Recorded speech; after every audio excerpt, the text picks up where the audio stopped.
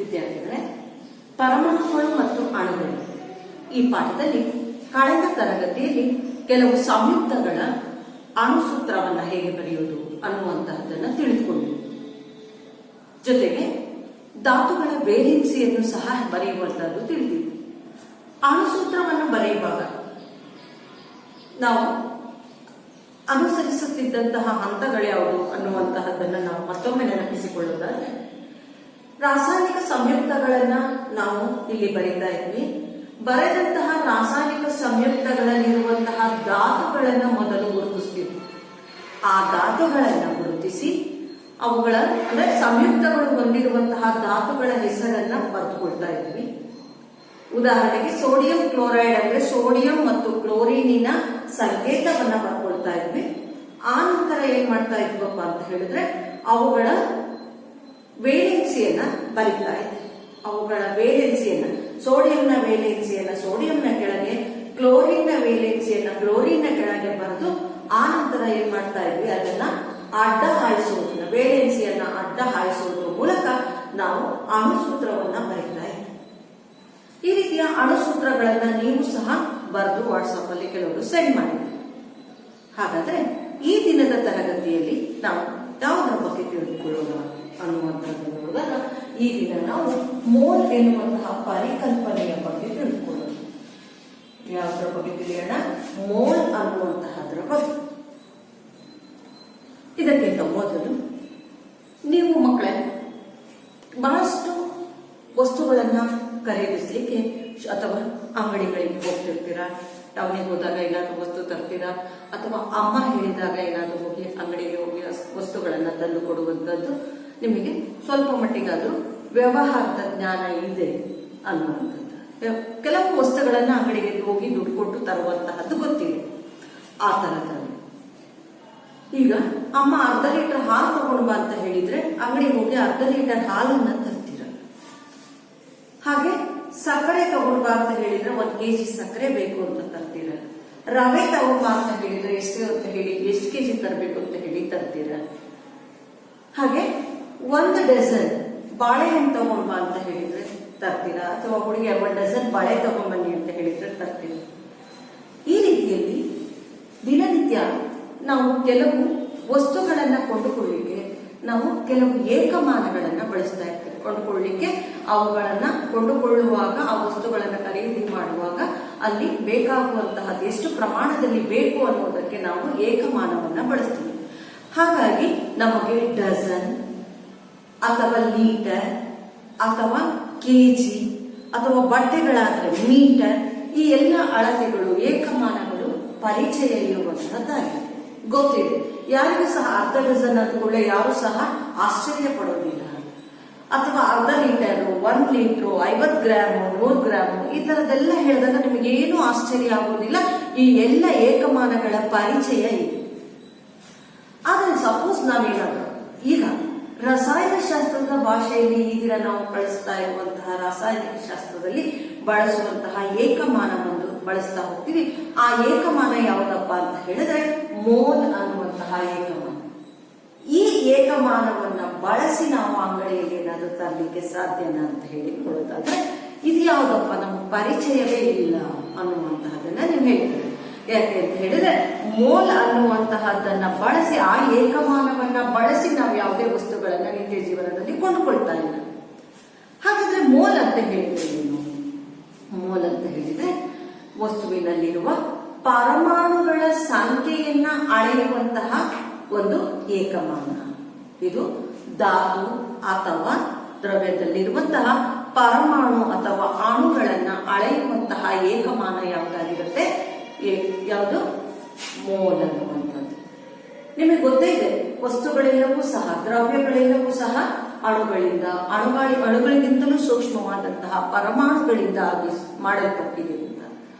ಅಂತಹ ಪರಮಾಣುಗಳು ಒಂದು ದ್ರವ್ಯ, ಒಂದು ಧಾತುವಿನಲ್ಲಿ ಅಥವಾ 1 ಗ್ರಾಮ್ನಲ್ಲಿ ಎಷ್ಟಿದೆ ಅನ್ನುವಂಥದ್ದು, ಅಂದ್ರೆ ಪರಮಾಣುಗಳ ಸಂಖ್ಯೆಯನ್ನ ಸೂಚಿಸಲು ಬಳಸುವಂತಹ ಏಕಮಾನ ಯಾವುದಾಗಿರುತ್ತೆ? ಮೋಲ್. ಯಾವುದರ ಸಂಖ್ಯೆಯನ್ನ ಸೂಚಿಸುವಂತಹ ಏಕಮಾನ? ಪರಮಾಣುಗಳ ಸಂಖ್ಯೆ ಅಥವಾ ಅಣುಗಳ ಸಂಖ್ಯೆಯನ್ನ ಸೂಚಿಸುವಂತಹ ಏಕಮಾನ.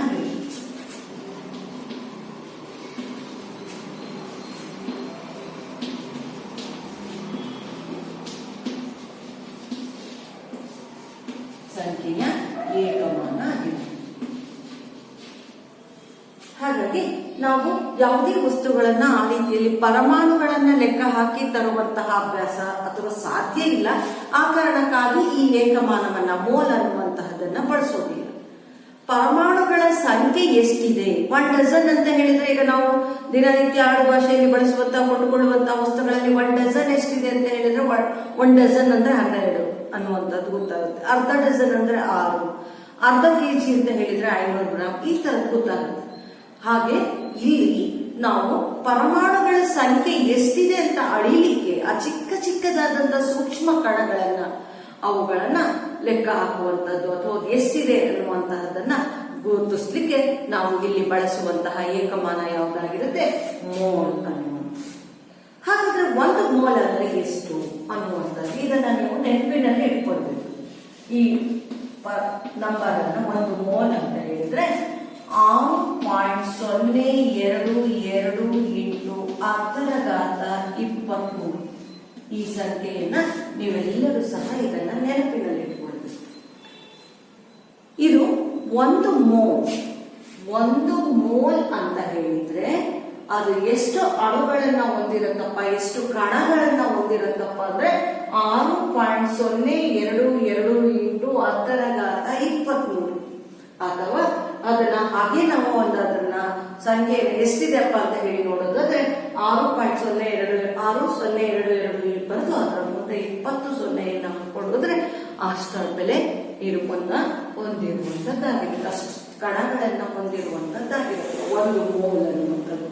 ಹಾಗಾಗಿ ಮೋಲ್ ಅಂತ ಹೇಳಿದ್ರೆ ಯಾವುದೇ ಒಂದು ಗ್ರಾಮ್ ಪರಮಾಣು ರಾಶಿ ಅಥವಾ ಗ್ರಾಮ್ ಅಣು ರಾಶಿಯನ್ನ ನಾವೇನಂತ ಹೇಳಿ ಕರಿತೀವಿ, 1 ಮೋಲ್. ಯಾವುದೇ ಒಂದು ಧಾತುವಿನ ಗ್ರಾಮ್ ಪರಮಾಣು ರಾಶಿ ಅಥವಾ ಗ್ರಾಮ್ ಅಣು ರಾಶಿಯನ್ನ ನಾವೇನಂತ ಹೇಳಿ ಕರಿತೀವಿ ಮಕ್ಕಳೇ, 1 ಮೋಲ್ ಅಂತ ಹೇಳಿ ಕರಿತೀವಿ. ಪರಮಾಣುಗಳ ಸಂಖ್ಯೆಯನ್ನ ಅಳೆಯಲು ಬಳಸುವಂತಹ ಏಕಮಾನ ಆಗಿರುತ್ತೆ.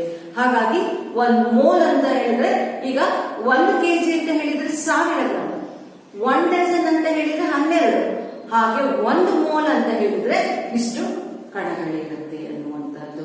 ಪರಮಾಣುವಿನ ಕಣಗಳನ್ನ ಅನ್ನುವಂಥದ್ದು ಪರಮಾಣುಗಳ ಸಂಖ್ಯೆಯನ್ನ ಅಳಿಲಿಕ್ಕೆ ಬಳಸುವಂತಹ ಏಕಮಾನ ಯಾವುದಾಗಿರುತ್ತೆ, ಅದು 1 ಮೋಲ್. 1 ಮೋಲ್ ಅಂದ್ರೆ ಎಷ್ಟು ಅಂತ ಕೇಳಿದಾಗ 6.022 × 10⁻23 ಈ ನಂಬರ್ ಅನ್ನ ನೀವು ಕಲಿಬೇಕಾಗ್ತಾ ಹೋಗುತ್ತೆ. ಈ ನಂಬರ್ ನೆನಪಿನಲ್ಲಿ ಇಟ್ಕೊಳ್ಬೇಕು ಅಂತ ಹೇಳಿದ್ರೆ ನೀವು ಕಲಿಯಲೇಬೇಕಾಗುತ್ತೆ ಈ ನಂಬರ್ ಅನ್ನ. ಹಾಗಾಗಿ ಈ ನಂಬರ್ ಅನ್ನ 6.022 × 10⁻23 ಇದನ್ನ ಅವಘಡ್ರೋ ಸಂಖ್ಯೆ ಅಂತಲೂ ಸಹ ಕರಿತೀವಿ. ಏನ್ ಸಂಖ್ಯೆ ಅಂತ ಹೇಳಿ ಕರಿತೀವಿ, ಅವಘಡ್ರೋ ಸಂಖ್ಯೆ.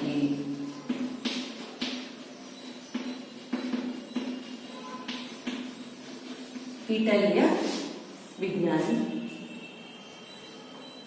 ಇವರ ಮೊದಲು ಸೂಚಿಸಿದಂತಹ ಮೋಲ್ ಪರಿಕಲ್ಪನೆ ಏನಿದೆ ಆ ಪರಿಕಲ್ಪನೆಯನ್ನ ಇವರು ಸೂಚಿಸ್ತಾರೆ.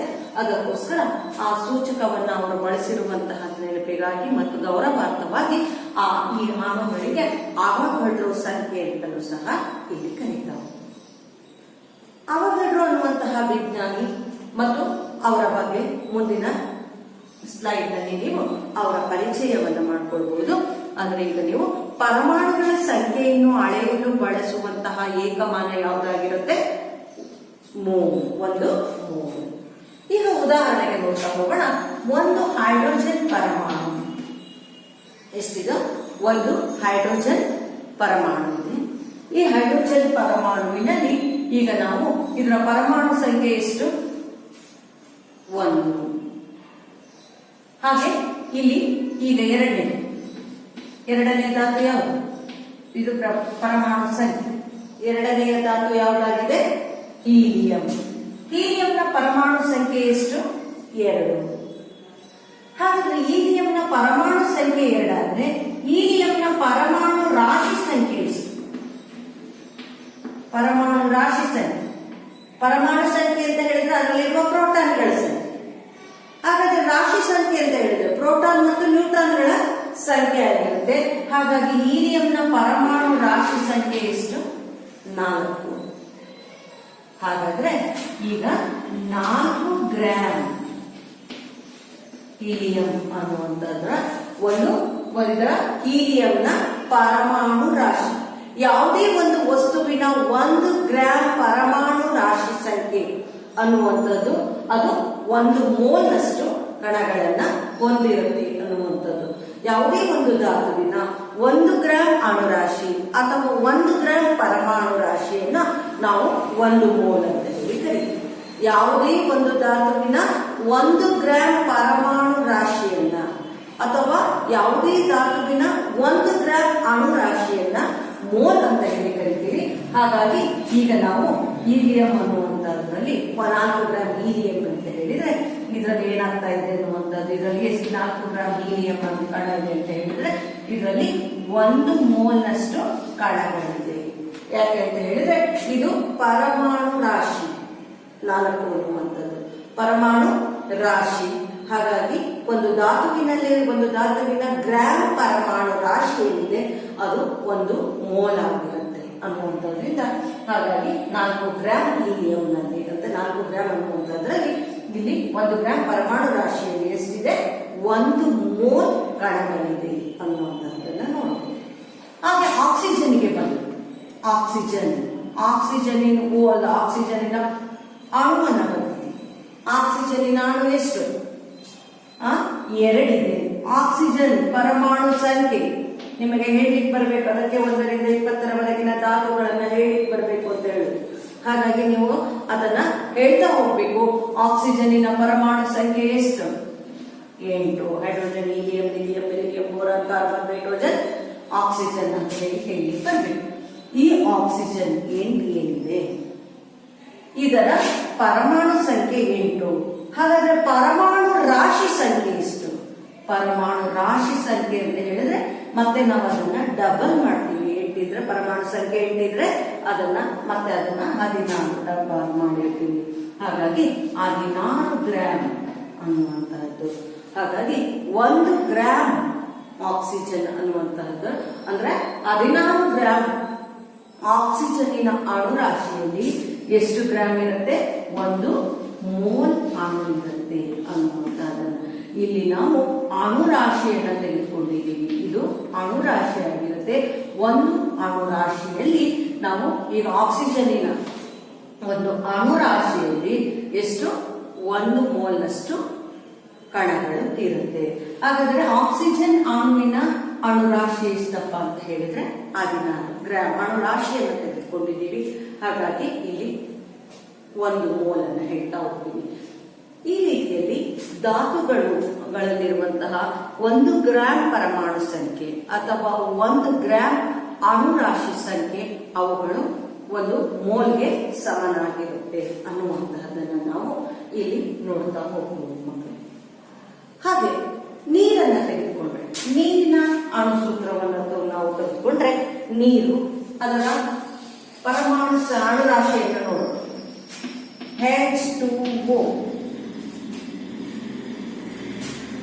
H2O ನ ಅಣುರಾಶಿ ನಿಮಗೆ ಗೊತ್ತೇ ಇದೆ.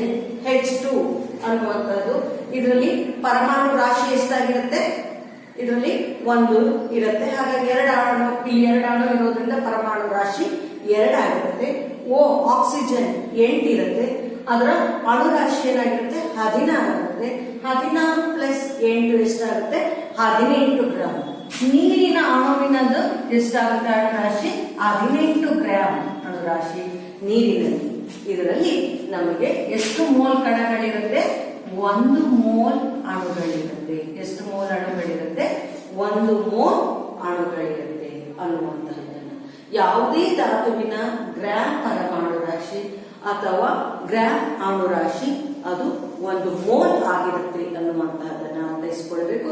ಹಾಗಾದ್ರೆ ಇಲ್ಲಿ ನಾವು ನೀರಿನ ಅಣುರಾಶಿ 18 ಗ್ರಾಂ, ಇದರಲ್ಲಿ ಎಷ್ಟು ಮೋಲ್ನ ಕಣಗಳಿರುತ್ತೆ? 1 ಮೋಲ್ ಕಣಗಳಿರುತ್ತೆ. 1 ಮೋಲ್ ಅಂತ ಹೇಳಿದ್ರೆ 6.022 × 10⁻23 ನೀರಿನ ಗ್ರಾಂ ಅಣುರಾಶಿಯಲ್ಲಿ ಇಷ್ಟು ಕಣಗಳು ಇರುತ್ತೆ ಅನ್ನುವ ಹಾಗೆ ಆಕ್ಸಿಜನ್ನಿನ 1 ಗ್ರಾಂ ಪರಮಾಣು ರಾಶಿ ಅಣುರಾಶಿಯಲ್ಲಿ ಎಷ್ಟು ಮೋಲ್ ಇರುತ್ತೆ? 1 ಮೋಲ್ನಷ್ಟು ಅಂದ್ರೆ 6.022 × 10⁻23 ಕಣಗಳಿರುವಂತಹದನ್ನ ನೋಡ್ತಾ ಹೋಗ್ಬೋದು. ಹಾಗಾಗಿ ಇದನ್ನ ನಾವು ಒಂದು ಮೋಲ್ ಧಾತುವಿನಲ್ಲಿರುವ ಅಥವಾ ಪರಮಾಣುಗಳ ಸಂಖ್ಯೆಯನ್ನ ಸೂಚಿಸಲು ಬಳಸುವಂತಹ ಏಕಮಾನ ಆಗಿರುತ್ತೆ. ಹಾಗಾಗಿ ಇಲ್ಲಿ ಒಂದು ಮೋಲ್ ಅಂತ ಹೇಳಿದ್ರೆ ಅದರಲ್ಲಿ ಎಷ್ಟು ಪರಮಾಣುಗಳಿದೆ? ಇದರಲ್ಲಿ 6.0 22 ಇಂಟು 1023 ಪರಮಾಣುಗಳು ಇರುವಂತಹದ್ದಾಗಿರುತ್ತೆ. ಹಾಗಾಗಿ ಒಂದು ಮೋಲ್ ಅನ್ನುವಂತಹದನ್ನ ನೀವು ಕಲಿಬೇಕಾಗುತ್ತೆ ಮಕ್ಕಳನ್ನ ಬೈಹಾರ್ಟ್ ಮಾಡಬೇಕಾಗುತ್ತೆ.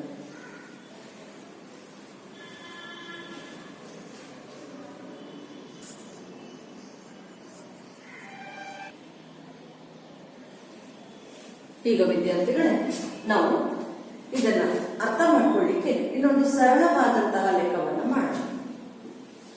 ನೋಡೋಣ, ಅದರಿಂದ ನಿಮಗೆ ಇನ್ನೊಂದು ಅರ್ಥ ಆಗುತ್ತ.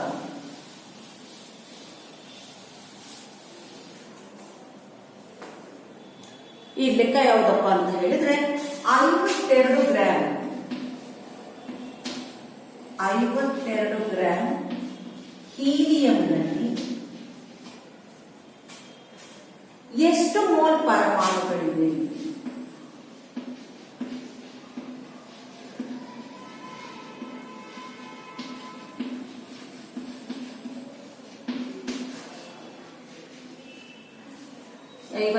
ಗ್ರಾಮ್ ಹೀಲಿಯಂನಲ್ಲಿ ಎಷ್ಟು ಮೋಲ್ ಇದೆ ಅನ್ನುವಂತಹದ್ದನ್ನ ಈಗ ನಾವು ನೋಡ್ತಾ ಹೋದ್ರೆ, ಈಗ ಇದನ್ನ ಕಂಡುಹಿಡಿಯುವುದಕ್ಕಿಂತ ಮೊದಲು ನಾವೇನ್ ಮಾಡ್ಬೇಕು? ಯಾವ ಧಾತು ಕೇಳಿದರೆ ಅದನ್ನ ಬರ್ಕೊಂಡು ಅದರ ಪರಮಾಣು ಸಂಖ್ಯೆ ನಿಮಗೆ ಗೊತ್ತೇ ಇದೆ. ಹೀಲಿಯಂನ ಪರಮಾಣು ಸಂಖ್ಯೆ ಹೈಡ್ರೋಜನ್, ಹೀಲಿಯಂನ ಪರಮಾಣು ಸಂಖ್ಯೆ 2. ಹಾಗಾದ್ರೆ ಹೀಲಿಯಂನ ಪರಮಾಣು ರಾಶಿ ಸಂಖ್ಯೆ, ಪರಮಾಣು ಸಂಖ್ಯೆ 2 ಆದ್ರೆ ಪರಮಾಣು ರಾಶಿ ಸಂಖ್ಯೆ ಎಷ್ಟು ಮಾಡ್ತೀವಿ? ನಾವು ಅದನ್ನು ಡಬಲ್ ಮಾಡ್ತೀವಿ. ಹಾಗಾಗಿ ಇದರ ಪರಮಾಣು ರಾಶಿ ಸಂಖ್ಯೆ ಎಷ್ಟು? 4.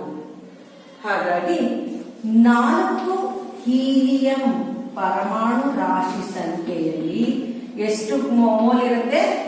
1 ಮೋಲ್ ಅಣು ಇರುತ್ತೆ. ಹೀಲಿಯಂನ 4 ಗ್ರಾಮ್ ಹೀಲಿಯಂನಲ್ಲಿ 4 ಗ್ರಾಮ್ ಹೀಲಿಯಂನಲ್ಲಿ ಎಷ್ಟು ಮೋಲ್ ಇರುತ್ತೆ? 1 ಮೋಲ್ ಇರುತ್ತೆ. ಇಲ್ಲಿ ಕೊಟ್ಟಿರುವುದನ್ನ ನಾವು ಇದರ ಪರಮಾಣು ರಾಶಿ ಸಂಖ್ಯೆಯನ್ನ ತೆಗೆದುಕೊಂಡಿದ್ದೀವಿ. ಹಾಗಾಗಿ ಅದು 4 ಗ್ರಾಮ್ ಆಯಿತು. 4 ಗ್ರಾಮ್ ಹೀಲಿಯಂನಲ್ಲಿ ಇದನ್ನು ಸಹ ನೀವು ಬರೆಯೋದನ್ನ ಬೇಕಾದ್ರೆ ಇಲ್ಲಿ 4 ಗ್ರಾಮ್ ಡೈರೆಕ್ಟ್ ಆಗಿ ಅದನ್ನೇ ಬರೆಯುವುದು. 4 ಗ್ರಾಮ್ ಹೀಲಿಯಂನಲ್ಲಿ ಎಷ್ಟು ಮೋಲ್ ಇರುತ್ತೆ? 1 ಮೋಲ್ ಇರುತ್ತೆ. ಲೆಕ್ಕದಲ್ಲಿ ಕೇಳಿದರೆ 52 ಗ್ರಾಮ್ ಹೀಲಿಯಂನಲ್ಲಿ ಎಷ್ಟು ಮೋಲ್ ಇದೆ ಅನ್ನುವಂತಹದನ್ನ ಕೇಳಿದ್ದಾರೆ. 4 ಗ್ರಾಮ್ ಹೀಲಿಯಂನಲ್ಲಿ ಎಷ್ಟು ಮೋಲ್ ಇದೆ? 1 ಮೋಲ್ ಇದೆ ಅಂತ ಹೇಳಿ ಗೊತ್ತಾಯ್ತು. ಹಾಗಾದ್ರೆ 52 ಗ್ರಾಮ್ ಹೀಲಿಯಂನಲ್ಲಿ ಎಷ್ಟಿದೆ ಅನ್ನುವಂತಹದನ್ನ ತೆಗೆದುಕೊಂಡಾಗ ಇಲ್ಲಿ ಇದನ್ನ ನೀವು ಸುಲಭವಾಗಿ ಮಾಡಲಿಕ್ಕೆ ಸಾಧ್ಯ ಇದೆ. ಇದನ್ನ ಮತ್ತೆ ನೀವೇನ್ ಮಾಡ್ಬೇಕಪ್ಪ ಅಂತ ಹೇಳಿದ್ರೆ ಕ್ರಾಸ್ ಮಲ್ಟಿಪ್ಲಿಕೇಶನ್ ಮಾಡಿದ್ರೆ 52 gram helium into 1 divided by 4 into ಎಷ್ಟು ಅನ್ನುವಂಥದ್ದು ಇದೆಯಲ್ಲ. ಹಾಗಾಗಿ 52 ಗ್ರಾಮ್ ಇಂಟು 1, 52 ಇಂಟು 1 ಎಷ್ಟಾಗುತ್ತೆ?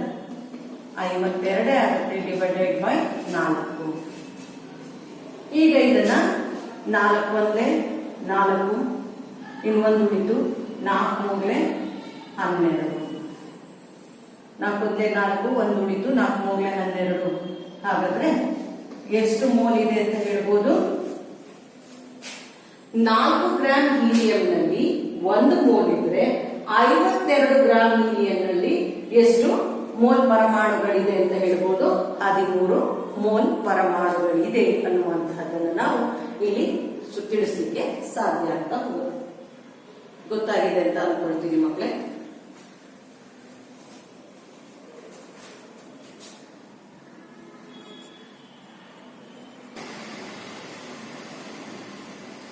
ಈಗ ಇನ್ನೊಂದು ಲೆಕ್ಕ ನೋಡ್ತಾ ಹೋಗೋಣ.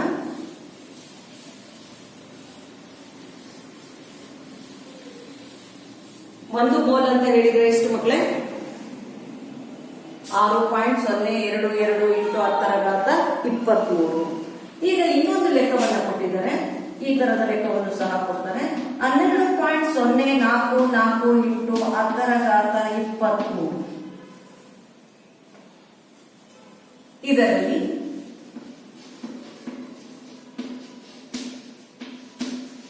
ಎಷ್ಟು ಮೋಲ್ ಹೀಲಿಯಂ ಪರಮಾಣುಗಳಿದೆ ಅಂತ ಹೇಳಿ ಕೇಳಿದ್ದಾರೆ.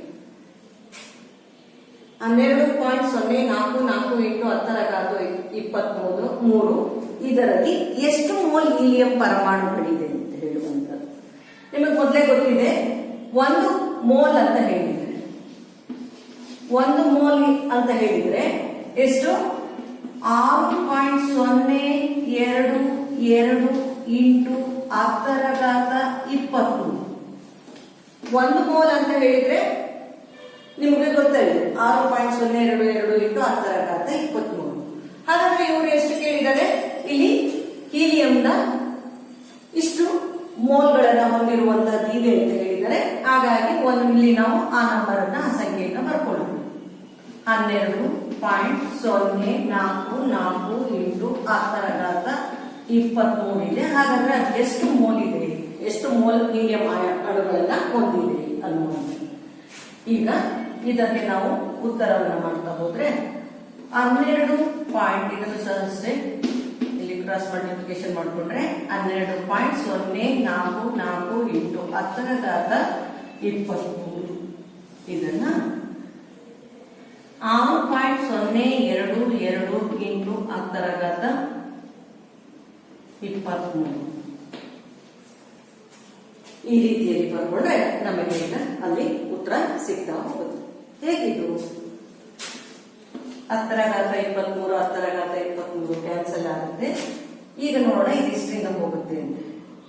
ಇದನ್ನ 2ರಿಂದ ಹೋಗುತ್ತೆ ಎನ್ನುವಂಥದ್ದು ಏನಾದ್ರೂ ನೋಡೋದಾದ್ರೆ ನೋಡ್ತಾ ಹೋಗೋಣ. 2 ಹಾಕಿ 2 2 4 2 2 4 2 0 0 2 6 12 ಹಾಗಾಗಿ 2ರಿಂದ ಆಗುತ್ತೆ. ಹಾಗಾಗಿ ಇಲ್ಲಿ ಎಷ್ಟು ಮೋಲ್ ಪರಮಾಣುಗಳನ್ನು ಹೊಂದಿರುವಂತದ್ದಾಗುತ್ತೆ? 12.044 ಇಂಟು 10⁻23 ಅಂತ ಹೇಳಿದ್ರೆ ಅದು ಎಷ್ಟು ಮೋಲ್ಗಳನ್ನ ಹೊಂದಿರುವಂತದ್ದನ್ನ ಹೇಳ್ಬೋದು. ಹೀಲಿಯಂ ಅಯಾನ 2 ಮೋಲ್ ಹೀಲಿಯಂ ಅಯಾನುಗಳನ್ನ ಹೊಂದಿದೆ ಅನ್ನುವಂಥದ್ದನ್ನ ನೀವು ಅರ್ಥೈಸ್ಕೊಳ್ಳಿಕ್ಕೆ ಸಾಧ್ಯ. ಇದಿನ್ನೂ ಸಹ ನಿಮಗೆ ಕ್ಲಿಯರ್ ಆಗಿ ಅರ್ಥ ಆಗ್ಬೇಕು ಅಂತ ಹೇಳಿದ್ರೆ ಇನ್ನ ಮುಂದಿನ ಒಂದು ವಿಡಿಯೋವನ್ನ ನೋಡಿ.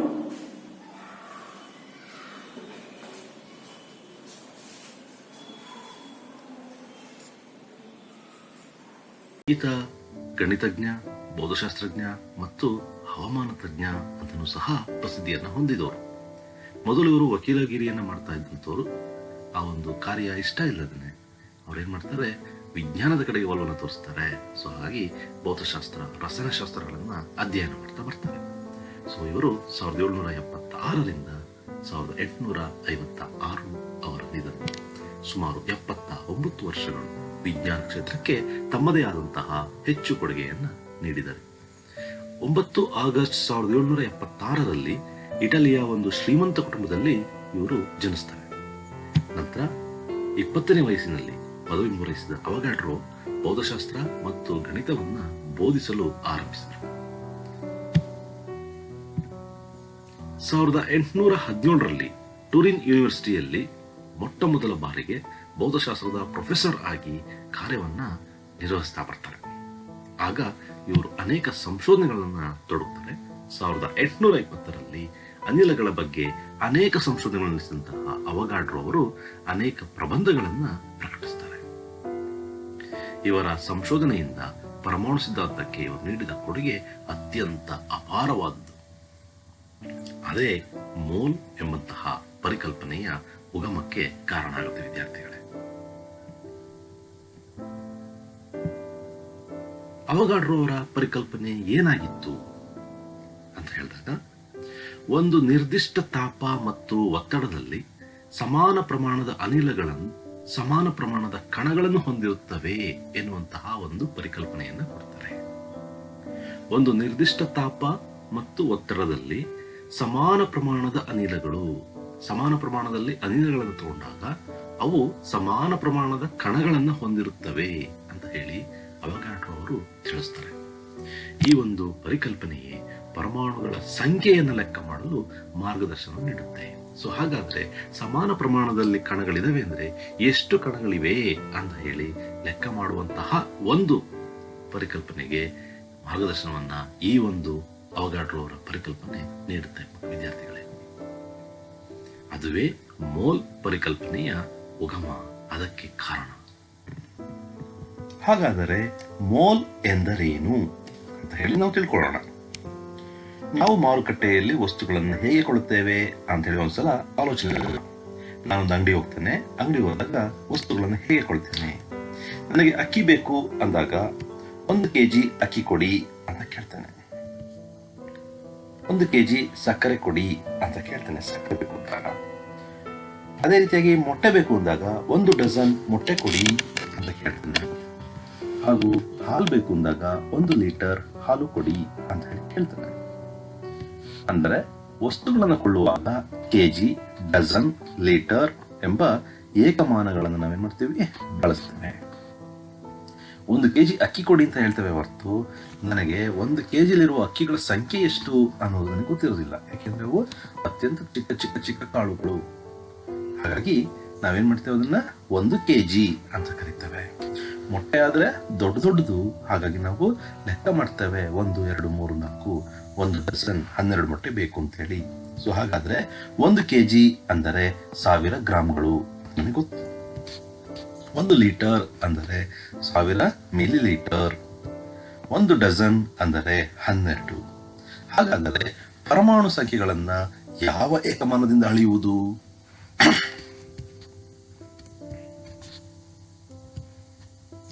ಇಲ್ಲಿ ಒಂದು ಚಿನ್ನದ ನಾಣ್ಯ ಇದೆ.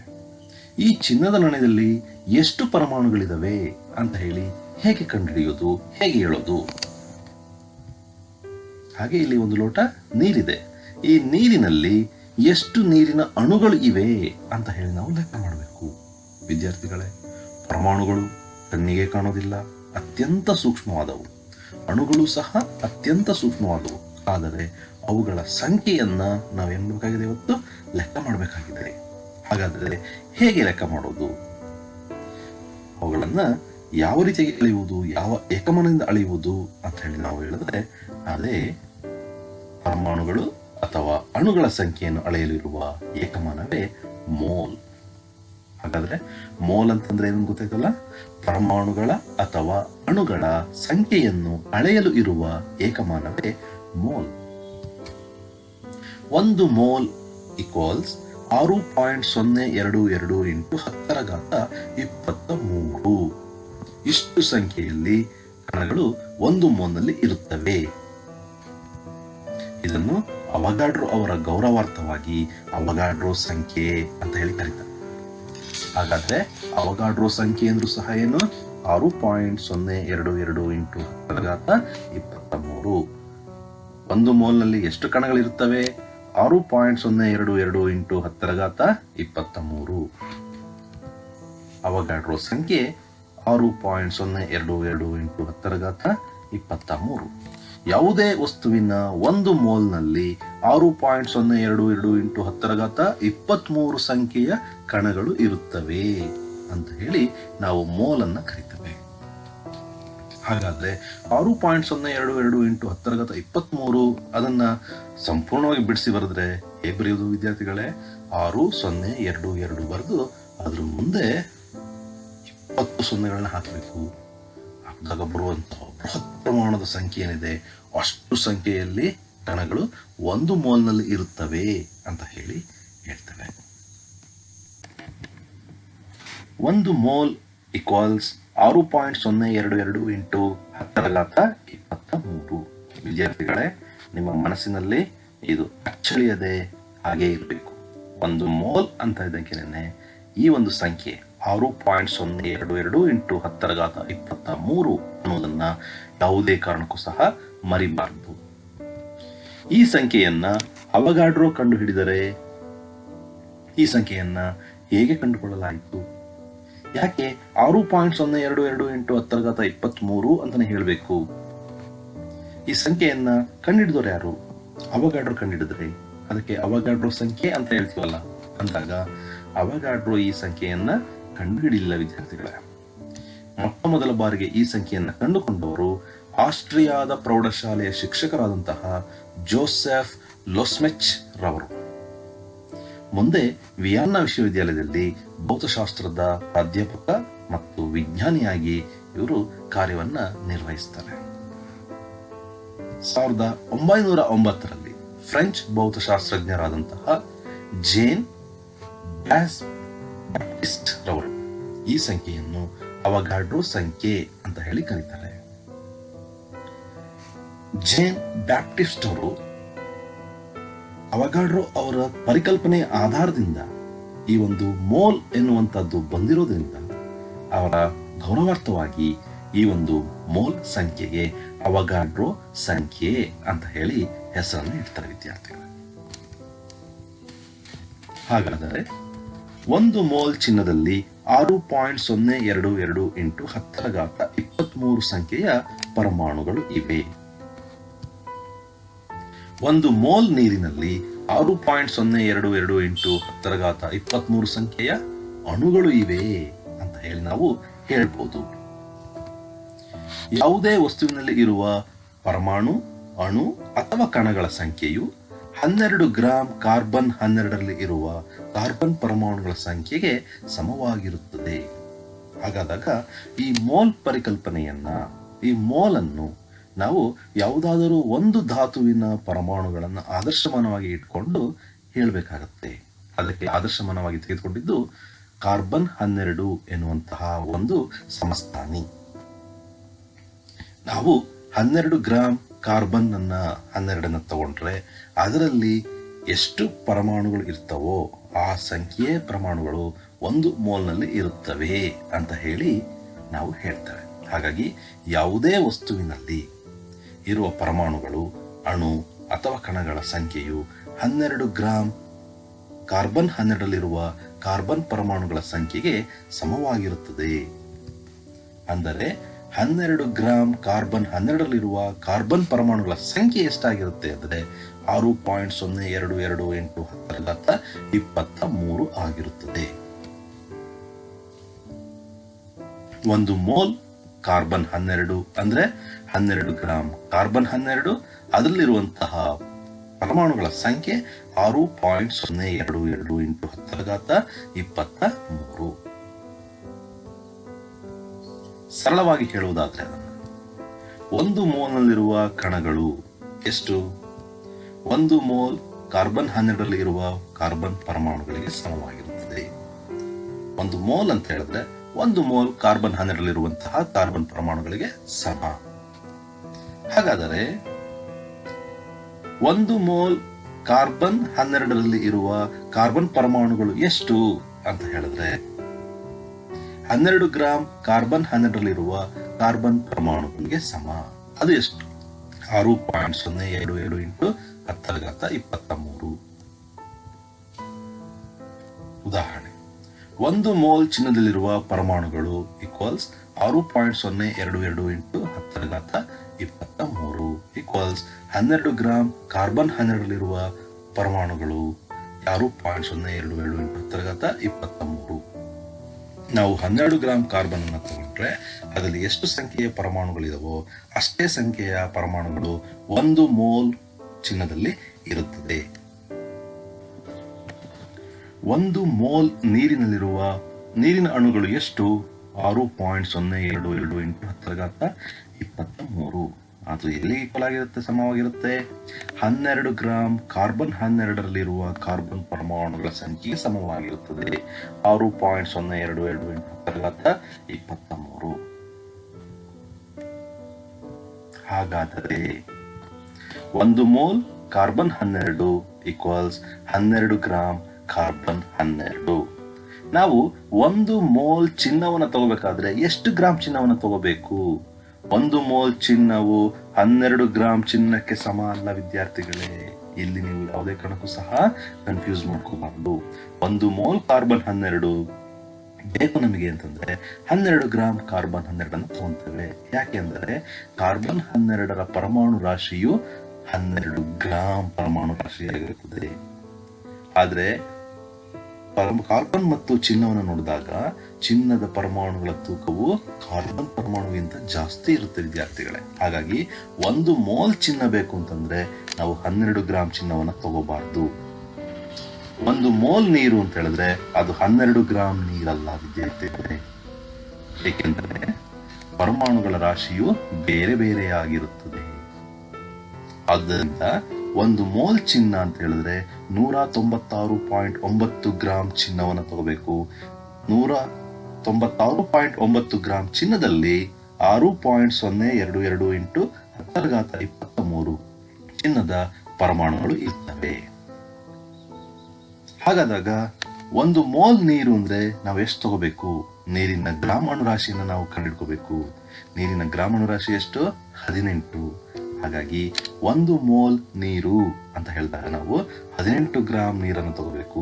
18 ಗ್ರಾಂ ನೀರಿನಲ್ಲಿ 6.022 ಇಂಟು 1023 ನೀರಿನ ಅಣುಗಳು ಇರ್ತವೆ.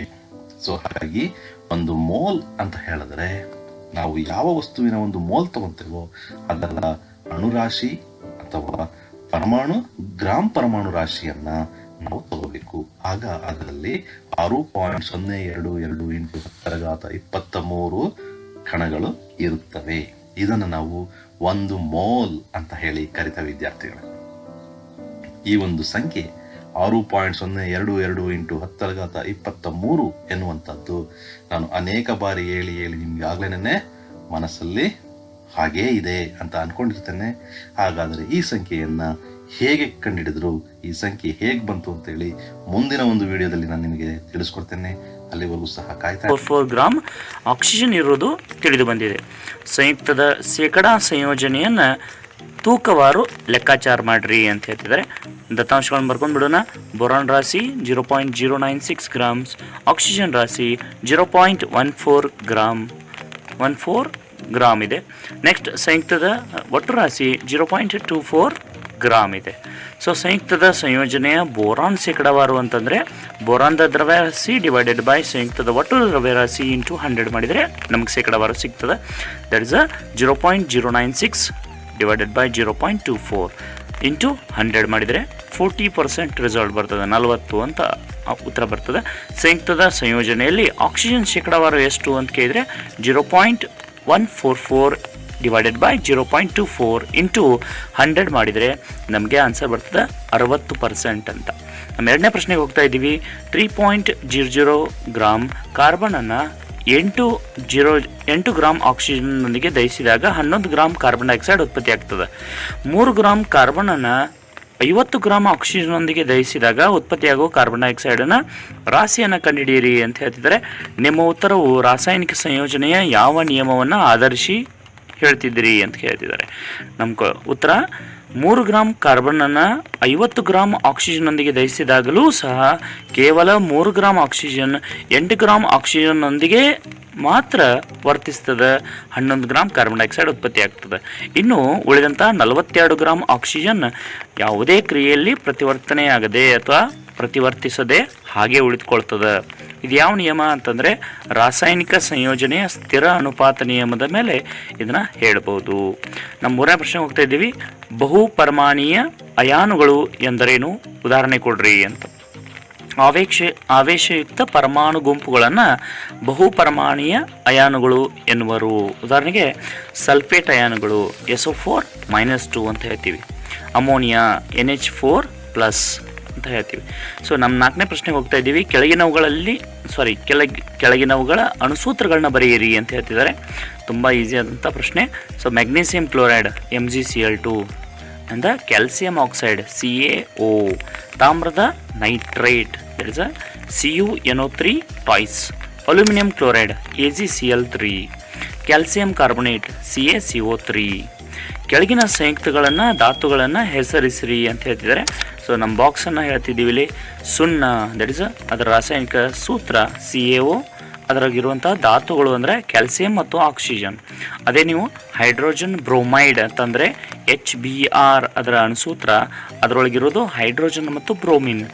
ಬೇಕಿಂಗ್ ಪುಡಿ NaHCO3 ಅಂತ ಹೇಳ್ತೀವಿ, ಅದರೊಳಗಿರೋದು sodium, hydrogen, carbon and oxygen. Potassium sulphate K2SO4, potassium, sulphur, oxygen ಮೂರನ್ನು ಇದು ಹೊಂದಿರುತ್ತದೆ. ಇನ್ನು ನಮ್ಮ 6ನೇ ಪ್ರಶ್ನೆ ಹೋಗ್ತಾ ಇದ್ದೀವಿ. ಕೆಳಗಿನ ವಸ್ತುಗಳ ಮೊಲಾರಾಶಿಯನ್ನು ಲೆಕ್ಕಾಚಾರ ಮಾಡ್ರಿ ಅಂತ ಹೇಳ್ತಿದ್ದಾರೆ. ಮೊಲಾರಾಶಿ ಅಂತಾರೆ ನಮಗೆಲ್ಲರಿಗೂ ಗೊತ್ತು, ಒಂದು ಮೋಲ್ ಪರಮಾಣುವಿನ ರಾಶಿ ಅಂತೇಳಿ. ಈಥೇನ್ ದಟ್ ಇಸ್ C2H2 ಅಂತ ಹೇಳ್ತಿದ್ದಾರೆ. ಈಥೈನ್ನ ಮೊಲಾರ್ ರಾಶಿ ಎಷ್ಟು ಅಂತ. ಈಥೈನ್ನ ಮೊಲಾರ್ ರಾಶಿಯನ್ನು ಕಂಡುಹಿಡಿಯಬೇಕಾದ್ರೆ ಅದರಲ್ಲಿರುವಂಥ ಕಂಟೆಂಟ್ಗಳನ್ನು ಗುಣಿಸ್ತಾ ಇದ್ದೀವಿ. C2 ದಟ್ ಇಸ್ ಸಿ ಎಷ್ಟಿದೆ? 2 ಇದೆ. ಸಿದ ರಾಶಿ ಎಷ್ಟು ಅಂದರೆ 12, 2 × 12 ಪ್ಲಸ್ H ಎಷ್ಟಿದೆ? 2, ಅದರ ರಾಶಿ ಎಷ್ಟು? 1. ಸೊ ಇವೆಲ್ಲವನ್ನು ಗುಣಿಸಿದರೆ ನಮಗೆ ಟೋಟಲ್ ಸಿಗ್ತಾ ಇದೆ 28 ಗ್ರಾಮ್ಸ್ ಅಂತ. ಸಲ್ಫರ್ ಅಣುವನ್ನು S8 ಅಂತ ಬರಿತೀವಿ. ಅದರ ಮೊಲಾರ್ ರಾಶಿ ಎಷ್ಟು ಅಂದರೆ ನಮ್ಮ ಸಲ್ಫರ್ ಮೊಲಾರ್ ರಾಶಿ S8 8 ಇಂಟು ಸಲ್ಫರ್ದ ರಾಶಿ ಎಷ್ಟು ಅಂದರೆ 32. ಇವೆರಡನ್ನು ಗುಣಿಸಿದರೆ ನಮಗೆ ಆನ್ಸರ್ ಸಿಗ್ತದೆ 256 ಗ್ರಾಮ್ಸ್. ರಂಜಕದ ಪರಮಾಣು ದಟ್ ಇಸ್ P4 ಅಂತ ಬರಿತೀವಿ. ಅದರ ರಂಜಕದ ಪರಮಾಣು ರಾಶಿ 31. ಹಾಗಾದರೆ ಅದರ ಮೊಲಾರ್ ರಾಶಿಯನ್ನು ಕಂಡುಹಿಡಿಯಿರಿ ಅಂದರೆ P4 4 × 31 that is 124 grams. Hydrochloric ಆಮ್ಲದ ಮೊಲಾರ್ ರಾಶಿ ಕಂಡುಹಿಡಿಯಿರಿ ಅಂದರೆ ದಟ್ ಇಸ್ ಹೈಡ್ರೋಕ್ಲೋರಿಕ್ ಆಮ್ಲದ ಮೊಲಾರ್ ರಾಶಿ HCl 1 HCl ದ ಟೋಟಲ್ ರಾಶಿ ಎಷ್ಟು ಅಂದರೆ Cl ದ ರಾಶಿ 35.5, ಹೈಡ್ರೋಜನ್ದ ರಾಶಿ 1 that is a total 36.5 grams ಆಗ್ತದೆ. ನೈಟ್ರಿಕ್ ಆಮ್ಲ HNO3ಯ ಒಟ್ಟು ರಾಶಿಯನ್ನು ಕಂಡುಹಿಡಿಯಕ್ಕೆ ಹೋದರೆ ಮೊಲಾರ್ ರಾಶಿಯನ್ನು ಕಂಡುಹಿಡಿಯಕ್ಕೆ ಹೋದರೆ HNO3 that is H is 1 plus N the ಬೆಲೆ 14 ಪ್ಲಸ್ O 16 ಅಂತ 3 ಆಕ್ಸಿಜನ್ ಅದಾವೆ. ಹಾಗಾಗಿ ಅದನ್ನು 3ರಿಂದ ಗುಣಿಸ್ತಾ ಇದ್ದೀವಿ. ಇದನ್ನು ಟೋಟಲ್ ಮಾಡಿದರೆ 63 ಗ್ರಾಮ್ ಬರ್ತದೆ. ಇನ್ನು ನಮ್ಮ 7ನೇ ಪ್ರಶ್ನೆಗೆ ಹೋಗ್ತಾ ಇದ್ದೀವಿ. ಇವುಗಳ ರಾಶಿ ಎಷ್ಟು ಅಂತ ಹೇಳ್ತಿದ್ದಾರೆ. 1 ಮೋಲ್ ನೈಟ್ರೋಜನ್ ಪರಮಾಣು ರಾಶಿ ಎಷ್ಟು ಅಂದರೆ 14 ಗ್ರಾಮ್. 4 ಮೋಲ್ ಅಮೋನಿಯಂ ಪರಮಾಣು ಅಂತ ಹೇಳ್ತಿದ್ದಾರೆ. ಅಮೋನಿಯಂ ಪರಮಾಣು ರಾಶಿ ಎಷ್ಟು ಅಂದರೆ 27 ಗ್ರಾಮ್. ದಟ್ ಇಸ್ 4 ಮೋಲ್ ಅಂತ ಹೇಳ್ತಿದ್ದಾರೆ. ಹಾಗಾಗಿ ನಾನು ಇಲ್ಲಿ ಬರಿತಿದ್ದೀನಿ 4 ಮೋಲ್ ಅಮೋನಿಯಂ ಪರಮಾಣು ರಾಶಿ that is 4 × 27 that is 108 grams. 10 mole sodium sulphite ಅಂತ ಹೇಳ್ತಿದ್ದಾರೆ. ಸಲ್ಫೈಟ್ ಅಂದರೆ SO3 that is sodium Na2SO3 ಅನ್ನೋದು ಇದರ ಅಣುಸೂತ್ರ.